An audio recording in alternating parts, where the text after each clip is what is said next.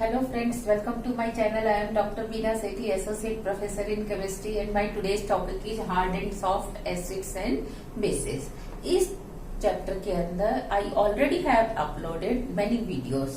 Today we are going to discuss Pearson theory जो दी गई थी, उसके पीछे लॉजिक क्या है कि कोई भी हार्ड एसिड हार्ड क्यों होता है, सॉफ्ट एसिड सॉफ्ट क्यों होता है, या उनकी हार्ड की बॉन्डिंग क्यों प्रिफर्ड है, इसको समझाएंगे हम। तो theories to explain hardness and softness, इसको एक्सप्लेन करने के लिए 4 थ्योरीज दी गई। First was electrostatic interaction, second was polarizability, and third one was electronegativity, and fourth one was pi bonding contribution. जो फर्स्ट था इलेक्ट्रोस्टैटिक इंटरेक्शंस, इसके अकॉर्डिंग क्या था कि जो काफी हार्ड क्या है एसिड है, वो हार्ड वाले के साथ ही बॉन्ड बनाता है।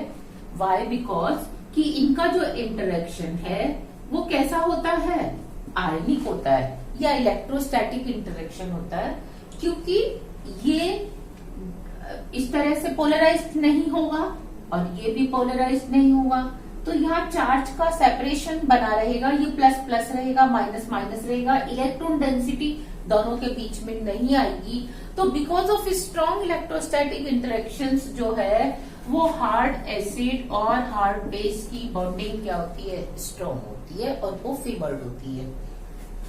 लेकिन next one is polarisability. Polarisability में क्या होता है कि जो सॉफ्ट एसिड है और जो सॉफ्ट बेस है, क्योंकि सॉफ्ट बेस जो होगा वो इजीली पोलराइज्ड हो सकता है इस तरीके से, और हाँ जो सॉफ्ट एसिड होगा वो भी हो सकता है। तो इसमें क्या है, एक तो सॉफ्टनेस के कारण जो है इलेक्ट्रॉन डेंसिटी कहाँ शिफ्ट हो गई, दोनों के बीच में शिफ्ट हो गई, तो इट इज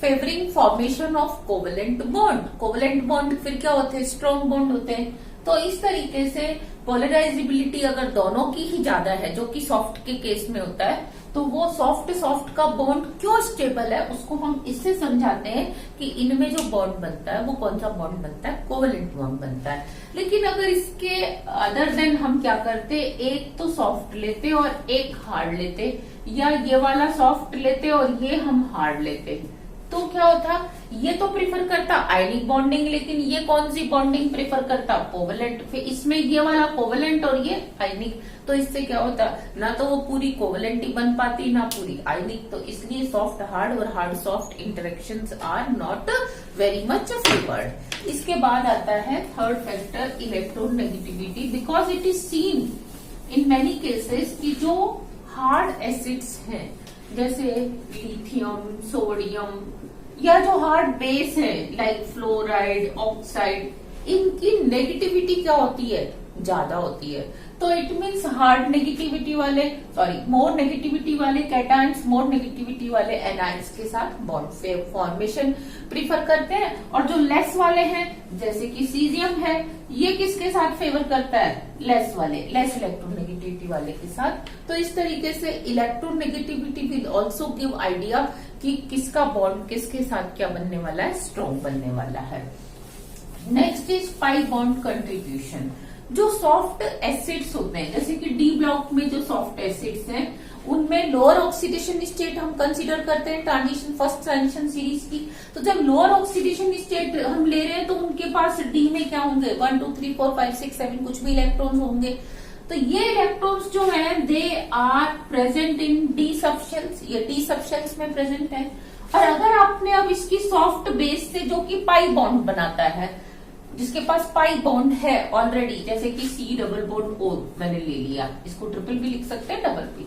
तो इसने अपने एक साइड से तो क्या किया, इसके वैकेंट ऑर्बिटल में इलेक्ट्रॉन दिए, लेकिन इस पाई बॉन्ड के जो एंटी बॉन्डिंग ऑर्बिटल्स थे, इसमें ये अपने क्या करता है, जो डी ऑर्बिटल के इलेक्ट्रॉन है वो डोनेट करके क्या बनाता है, पाई बॉन्ड बना लेता है, यानी कि पाई बैक बॉन्डिंग हो जाती है, जिसको हम बोलते हैं पाई बैक बॉन्डिंग। तो इसमें हमने ये नोटिस किया कि ये जो लोअर ऑक्सीडेशन स्टेट वाले कैटायंस हैं ट्रांजिशन सीरीज के, इनके पास क्योंकि डी इलेक्ट्रॉन्स होते हैं डी ऑर्बिटल में, तो ये इसीलिए आसानी से बैकबोन बना सकते हैं। तो they prefer bonding with soft anions, not with hard anions के साथ ये बॉन्ड बनाना प्रेफर नहीं करते। So these were 4 theories of hard and soft acids and bases की कोई हार्ड से क्यों बॉन्ड बना रहा है, सॉफ्ट है वो सॉफ्ट से ही क्यों बॉन्ड बना रहा है। Next we will see limitations of hard and soft acids and these are the limitations of HSAB principle और पियर्सन्स थ्योरी।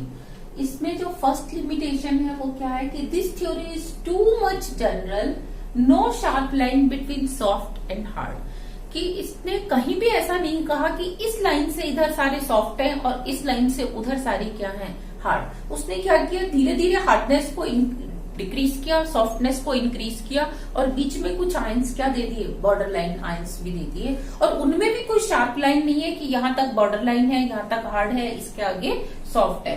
तो इस तरीके से ये जो थ्योरी है इसमें कोई शार्प लाइन नहीं दी है, it is too much general. Second, not considered inherent strength of acid and bases.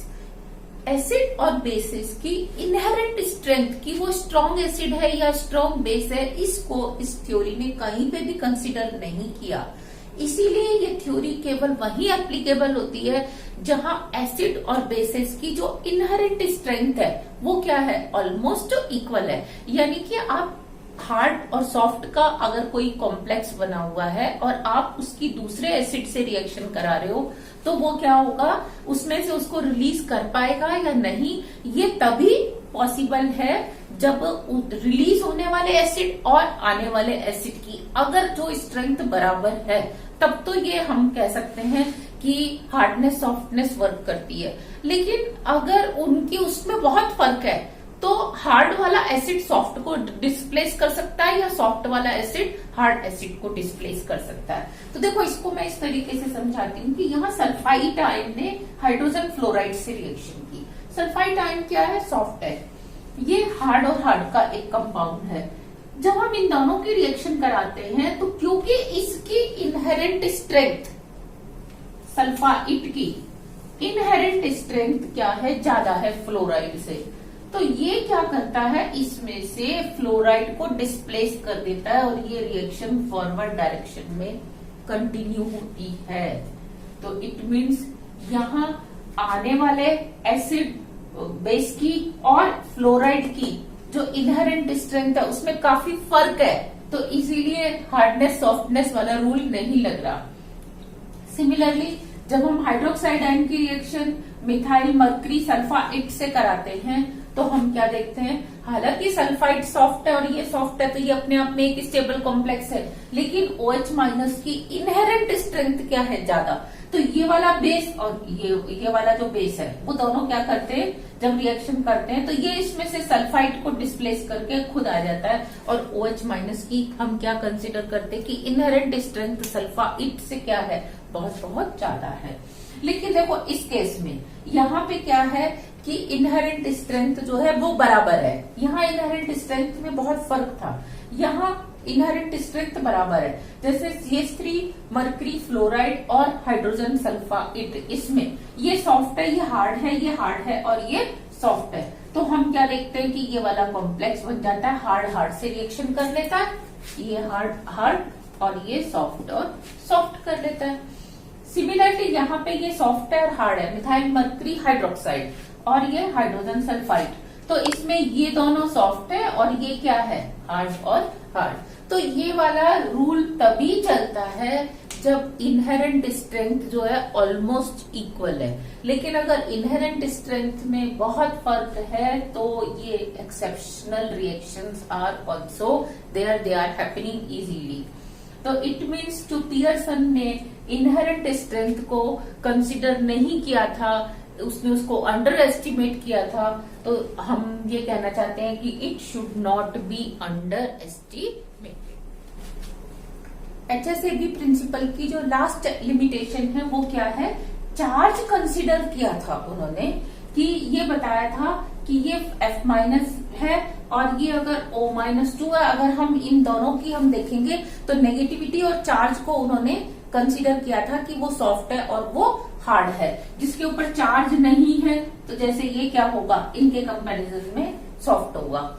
लेकिन अगर सेम चार्ज है, फ्लोराइड क्लोराइड, हमें अगर इन दोनों को डिस्कस करना है कौन सॉफ्ट है और कौन हार्ड है, तो इसके लिए उन्होंने कहीं पे भी चार्ज ओवर रेडियस को कंसीडर नहीं किया था, जबकि हम ऐसे एग्जांपल्स को जहां चार्ज बराबर हो, इक्वल हो, लेकिन साइज ऑफ कैटायन या एनायन क्या हो, डिफरेंस हो, जैसे कि फजन्स लॉ में हम करते हैं कि हम ये देखते हैं कि जिसका चार्ज ज्यादा है, रेडियस कम है, उसकी पोलराइजेबिलिटी यानी कि चार्ज डेंसिटी क्या होती है, ज्यादा होती है। तो उसने चार्ज डेंसिटी को कहीं कंसीडर नहीं किया था, जबकि हार्डनेस और सॉफ्टनेस को हम बेटर वे में एक्सप्लेन कर सकते हैं with the help of charge over radius ratio, यानी कि जिसके लिए फाई की वैल्यू ज्यादा है वो तो क्या होंगे, सारे हार्ड, और जिसके लिए फाई की वैल्यू कम है वो सारे क्या होंगे, सॉफ्ट।